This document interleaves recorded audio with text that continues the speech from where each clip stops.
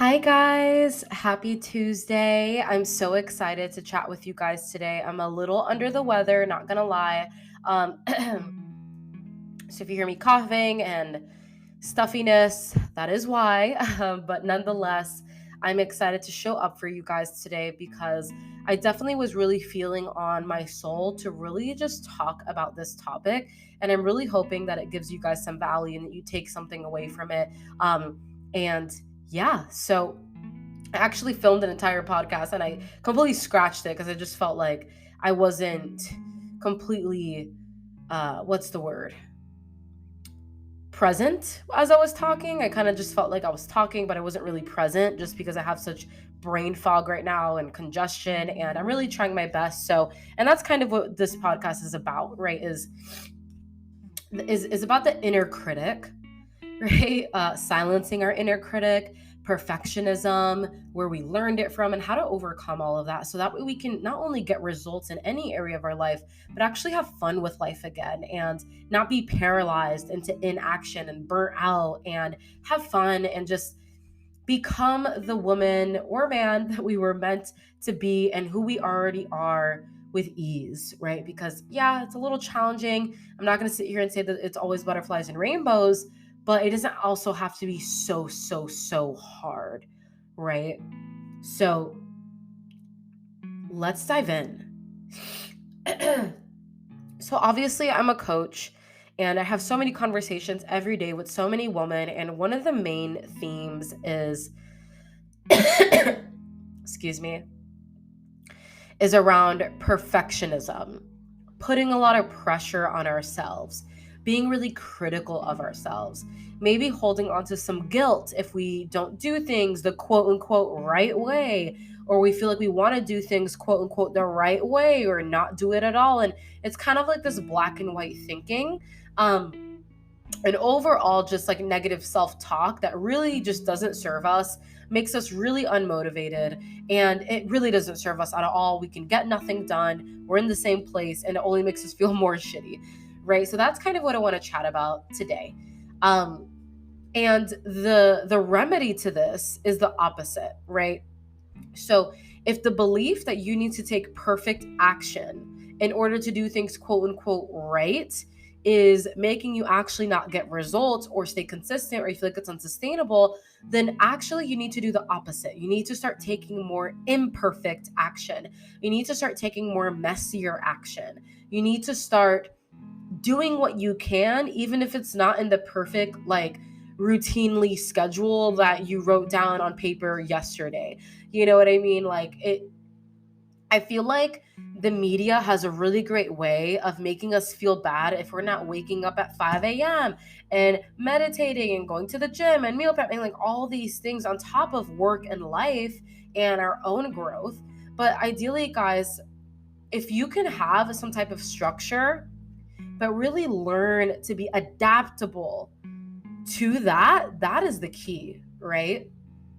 And this is a huge skill that we work on with our one-on-one clients, is adaptability, right? We work with a lot of moms, we work with a lot of students, we work with like, it's really not a surprise if any woman comes to us saying they have like a super busy schedule. I've worked with overnight nurses, and we've worked with flight attendants, we've worked with flight attendants with 4 kids who are a single mom, right?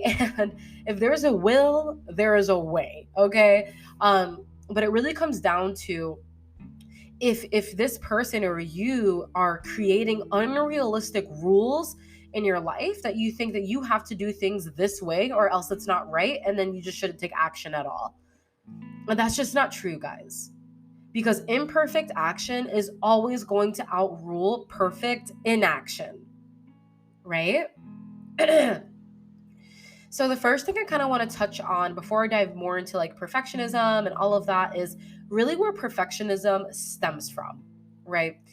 And Coach Kiana, our other head coach on the Embody Her team, really had a great analogy for this on one of our workshops with our one-on-one group, was that we grow up and we're in our school system and we're always striving for like a good report card, right? Maybe that's straight A's, maybe it's A's and B's, but ultimately you're striving for that 100% A plus, right? And this type of thinking is, great, you want to strive for good grades, but you rarely ever get 100%. You know what I mean? Like maybe like in freaking kindergarten or middle school, like once you go to high school and all of that, like you rarely ever get 100% on something all the time, right? And this really makes us kind of have this type of thinking in a lot of areas in our life, right? Specifically our health and fitness journey, right? We think we have to hit our macros on the dot. We think we have to train a certain time amount. We think we have to train a certain amount of times a week for a certain amount of hours, a certain amount of exercises. And if we don't, then we're not going to get results, or we're going to reverse all of our progress. And it's like, where did y'all get that from? Like, who told y'all that you can, who told y'all like that it has to be this way, right? And it doesn't, right? But this type of thinking is detrimental. I don't even know what detrimental means. Let me look that up real quick because I want to, yeah, tending to cause harm. It causes more harm than good.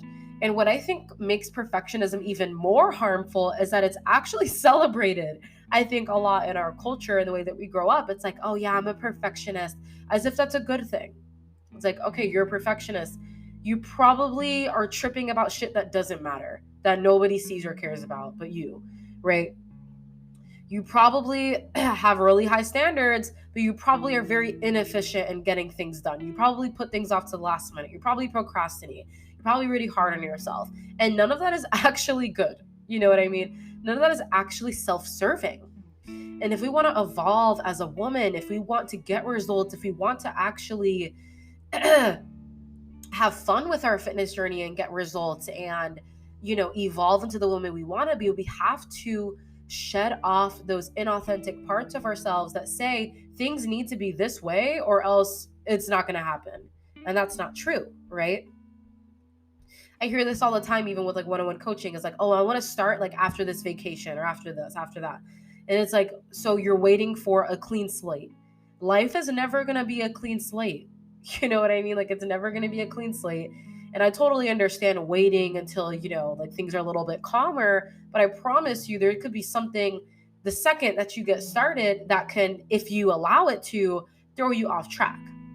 And that's why adaptability and taking messy action is exactly what you should be doing, right?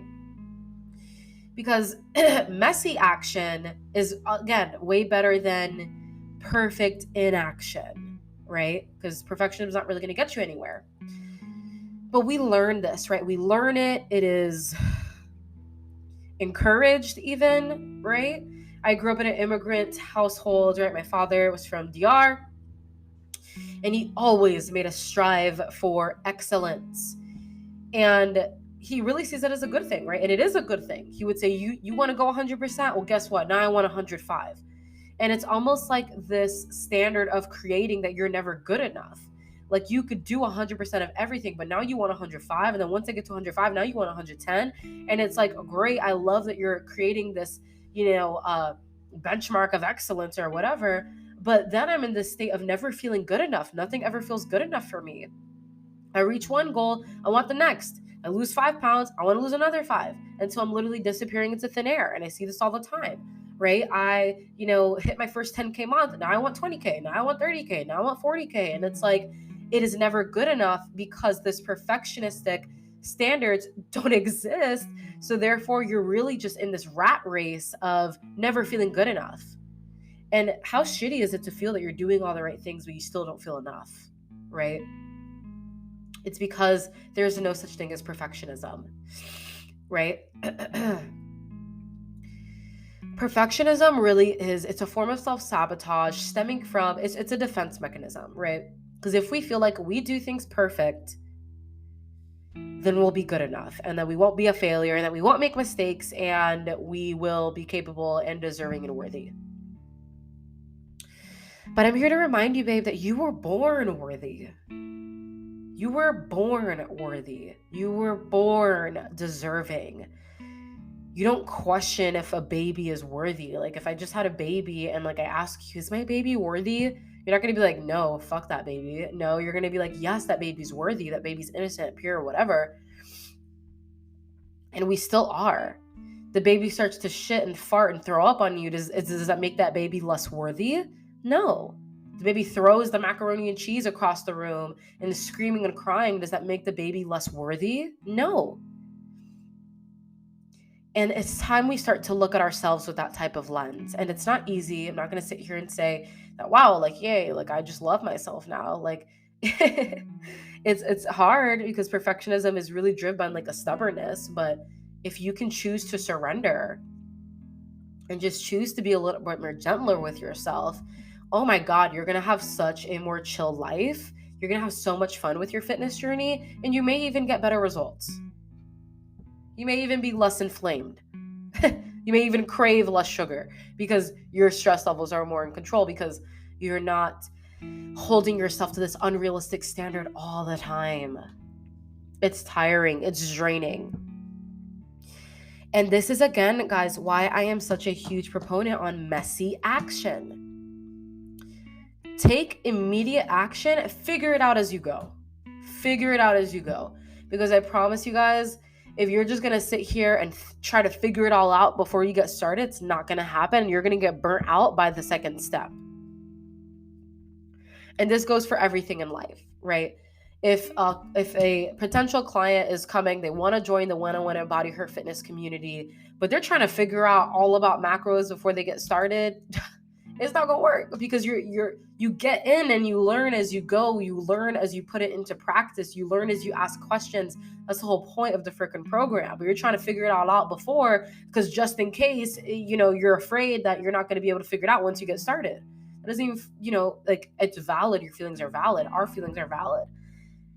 But it's driven by fear, right? And if it's driven by fear, it's an illusion, right? I remember before I started my business, I was like, okay, I need my website. I need to figure it all out before I get started, before I launch. And it's like, I literally figured everything out as I go. I built this entire website that I literally don't even use. I took it down now.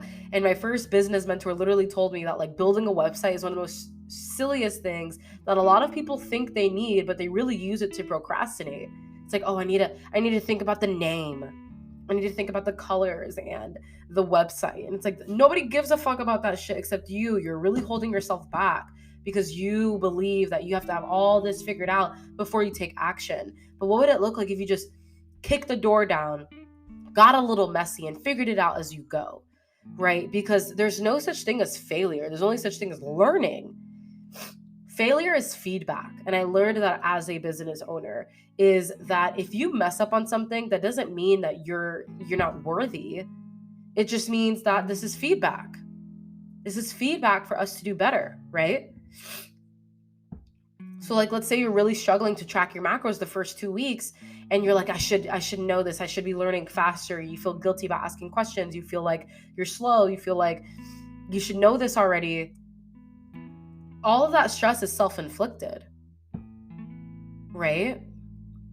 And so now I kind of want to pivot now and talk a little bit more about self-criticism and silencing that inner critic, right?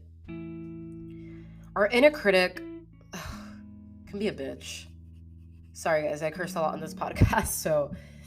But our inner critic can really put a damper on our moods. It can really make us feel unmotivated. It can really make us take the joy and the fun out of everything. You tally that on with comparison and you're in for a ride, right? Being really critical of yourself you may feel like it's helping you, but it's really not. And I relate. So I'm going to share with you guys how I kind of was able to work on that a little bit. So first things first, an amazing book I think you guys should read. Here's a list. What's the book?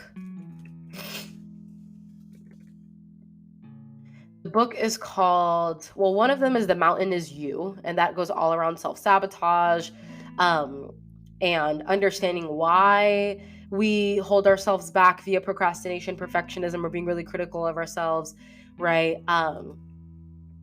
And that is a really, really great book for that. But another one I think is amazing. It's called The Mastery of Self. The Mastery of Self. It's by Don Miguel Ruiz Jr. And it's a really amazing book about understanding our inner critic, our mind, and it's a guide to personal freedom, giving you freedom from the inner critic, learning to love yourself more, learning to be more gentle with yourself, so that way you can actually progress in your journey. Because if you're constantly being super critical of yourself and talking down to yourself and being super negative and saying you're this, you're that, you're never going to make it, well, then yeah, that'll be your reality. Because it's what you say to be true that will be true. Whether you believe you can or you can't, you're right. Okay? So that's an amazing book. But nevertheless, our inner critic is basically a sub personality that judges and demeans us, right? But you also have your inner guidance, okay? So your inner critic is going to think in black and white. It's your ego, right? Your ego is your inner critic. It thinks in black and white, or either or, all or nothing. It's either this or it's either that. There's no in between. Stubborn, fixed mindset, victim, gross. Sorry. It's so hypocritical of me to say gross with that inner critic part, but it's a gross way of talking to ourselves, right? The inner critic hyperfixates on the problems. It hyperfixates on the things that we're doing wrong. It does not recognize or celebrate progress, or the progress isn't good enough. Or, you could be making so much progress in other areas, but like if the scale isn't moving, you're like hyperfixated on that, right? Uses shame, guilt, and fear to motivate, right? And it focuses on lack, scarcity, or never enough. We all have the inner critic. I have the inner critic in certain areas of my life, specifically in business. We all have it, right? Now, our inner guidance, this is our true, authentic soul self. This is our higher self. Okay, this is that like good conscious, right? It's that inner guidance. This inner guidance recognizes complexity and gray area, right? It's able to say, you know what? I may not have been able to train as much as I wanted to this week or hit all my macros, but I tried my best. It was a really busy week, and I'm going to give myself kudos for that. That's your authentic self coming out. Your authentic self is going to focus on solutions, right? It's like, okay. These are all my problems. What can I do about it? Who can I ask for help? What resources can I find? Right? And this goes back to the fixed mindset versus the growth mindset, right? Your true authentic self is going to be able to celebrate progress and small victories. Even if you don't feel the most ecstatic about it, you're still like, okay, you know what? The scale isn't moving. I know the scale isn't like a great measure of progress. I am feeling some changes. I am feeling more energized. I'm hitting new PRs in the gym. My form is getting better. I'm doing an awesome job, right? Small victories. And this is why in our one-on-one coaching process, on part of our check-in is asking them their non-scale victories, right? Your true authentic self is not gonna use shame and guilt and fear to motivate you, because that's not motivating, by the way. Like it really just unmotivates us a lot of the times, right? Like maybe it's helpful in certain instances, but it doesn't last, right? Like let's say you've been eating like an asshole, you've been completely sedentary, and like let's say you gain 10 pounds over the course of 3 months, right? You're feeling uncomfortable, you're really inflamed, and you have all this shame, guilt, and fear, and you're like, okay, you know what? Like I feel like shit, like I'm gonna take action. Until you feel great again, you lose the weight, and then it's a cycle all over again. This is why your inner critic actually isn't very helpful, because it's motivated by pain. And once the pain is gone, there's no more motivation, right? But your true authentic self uses desire, love, compassion to motivate, right? It's like, we're doing this because I love myself. I'm not going to the gym because I have to. I'm going to the gym because I desire to, because I may not desire to in the moment, but it's in alignment with what I truly want. And I know I'm going to feel so much better after, right? Versus if I don't go to the gym, I'm a fat fuck. And like, you know what? Like, you're a piece of shit. Oh my God, like relax. We've all been there though. So Your true authentic self is the voice of passion. Your inner critic is going to be the voice of reason, right? It's like, oh, well, you usually need to do this. And like, no, your true authentic self is the voice of passion. It focuses on gratitude, what's possible for you, and what feels good, right? And that's really what it's all about, guys, is feeling good, feeling that peace, that joy in your fitness journey, in your life. Okay, so how can we actually like reframe this, right? Because it's great to know the difference between the inner critic and your inner guidance, but how can we actually reframe this? And this really comes down to cognitive reframing. This is something that we do within our one-on-one program with our clients, right? And really what this is, it's a form of restructuring the way that you think about things, right? Our thoughts about our experiences drive our emotions, which drive our level of attraction. And we attract in our life what we are a vibrational match to. Okay, so negative thoughts lead to negative feelings, which lead to negative behaviors, which lead to creating a reality of negativity, and vice versa. Obviously, there is such a thing as toxic positivity, and that's not what we're talking about here. Okay, we're talking about true practicing and putting into practice better ways of thinking about things to live a more fulfilled life. Okay, so an example of this would be maybe like, let me think of something.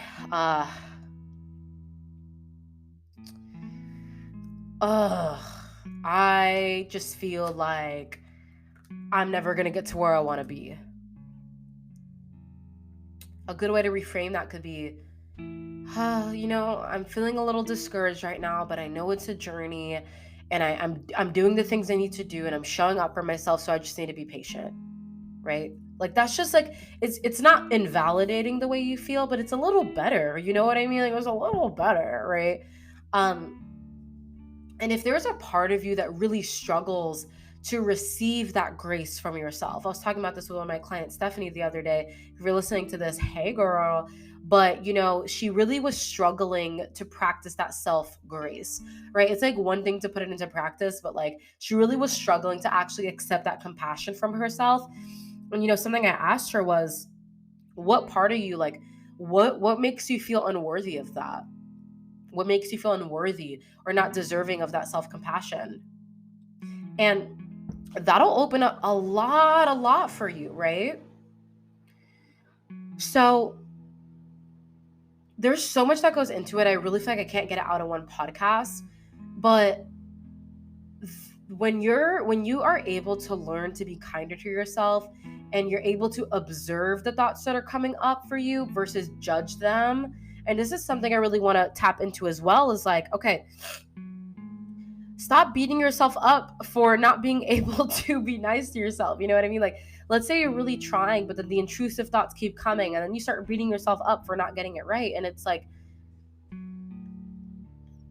what would it look like if we were to just allow ourselves to observe our thoughts and our feelings without judgment, without trying to snap ourselves into a place of positivity? And that's what toxic positivity is, right?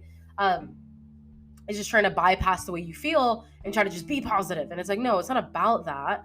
It's about, whoa, I'm having a lot of intrusive thoughts right now. Let's take a second. Let's take a deep breath. And let's actually observe. Let's be the observer for a second. And I want to observe. I'm going to actually write down all the thoughts that are coming up for me. And then I'm going to write out a better way to think about things. And I'm going to actually even dive deep on like where this comes from, right? And if they even hold any evidence. And that's when you can challenge those thoughts and belief systems, right? So here's what I mean by this. And this is why meditation is so amazing as well. It's not about stopping or silencing, even though that's the title of this podcast, right? It's not about silencing the inner critic. It's about observing the thoughts that come to the forefront of your mind, challenging them, seeing where they come from, and then practicing the opposite of those thoughts. So this is a process. And again, it's something that we work on with our one-on-one clients when they are experiencing intrusive thoughts, anxiety, really negative thoughts, and all of this stuff, right? It's like, you really want to picture yourself as a mountain, right? I want you to picture yourself as a mountain in the sky, right? And every thought that comes up, I want you to picture it as like a cloud passing by or a bird that flies by. And these are your thoughts. You're just watching them pass, okay? And then they leave and they're gone. There may be a lot of clouds, it may be a cloudy day, but you let them pass until it's clear skies. That's what meditation is about. That is what observing your mind is about. It's not about stopping them and keeping them back and not thinking them. No, that's going to do the exact opposite. It's going to drive you crazy, right? But it's about actually letting those thoughts flow out of you, observing them, and then challenging them, seeing where they come from. So that way you can then live a life of more peace, right? So after you observe those thoughts, you see what's coming up for you. That's where positive affirmations really come in, guys. We have a lot of our clients practice daily affirmations, whether that's sticky notes on your mirror or practicing mirror work. Okay, mirror work is the act of looking in your eyes, not at your body, not at your hair, not at your teeth, whatever, not at your skin, but actually looking at yourself straight in the eyes and telling yourself, I love you. I'm so fucking proud of you, bitch. I love you. I know this is hard, but I'm so proud of you for doing the best you can. And like really looking at yourself in the eyes and practicing that. Maybe you even tell yourself, I'm sorry, right? For the way that I'm treating myself, for the way that whatever, right? Mirror work is amazing. It actually helped me heal my relationship with binge eating a lot. Because there was so much guilt and shame that came around food and the way that I was going about things that I actually couldn't even look at myself in the mirror in my eyes. And that's an issue, right? You want to be able to look at yourself in the eyes and express that love and work on that relationship with yourself, right? So obviously there's that, positive affirmations. So you can, again, sticky note on your mirror. You can journal daily affirmations. I personally like to just pull up like a 10-minute video of affirmations. On YouTube, I like to make sure it's like a voice that I actually like and doesn't irritate me. And I'll play that as I'm like brushing my teeth in the morning. And it's like a really great way to set the tone for the day and practice more positive thoughts. Because what you're doing is you're creating new neural pathways, right? It's so much easier to think negatively because that's all you've done your entire fucking life, right? But, practicing more positive, more neutral, more empowering thoughts, it takes practice. But once you build those neural pathways in your brain, it's a pathway that's engraved. It's just as easy as the negative thoughts, if not easier, right? So those are powerful as well. Of course, shadow work, journaling, brain dump journaling. I could do a whole nother podcast on shadow work. It's so powerful. And it really just is taking a look at the darker sides of yourself that we repress and that we deem as unworthy, and showing those parts of ourselves love so that way we can heal and transform and grow, right? So again, guys, it's not about silencing the inner critic. It's really about understanding the inner critic, understanding where she's coming from, what she's trying to protect you from, where she even learned this from, and then unlearning it and putting into practice more positive ways of thinking so you can live a fulfilled life and have more peace and have more joy and even have a more peaceful life. Because if your mind is filled with anxiety and negativity and negative self-talk, and your life is filled with negativity and constant obstacles, that's simply a reflection of your reality. Because our inner world is a reflection of our outer world, right?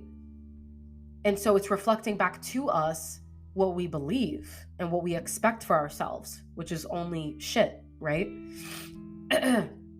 Now, it's not to say that like we're not a victim to our circumstances sometimes, right? You can't control certain things, but you can to an extent. So I'm so annoyed that it only lets me do 30 minutes, but I'm going to go ahead and wrap it up here, guys. I would love to hear, your feedback. And if you got any value from this, I love you, and I'll see you in the next one. Bye.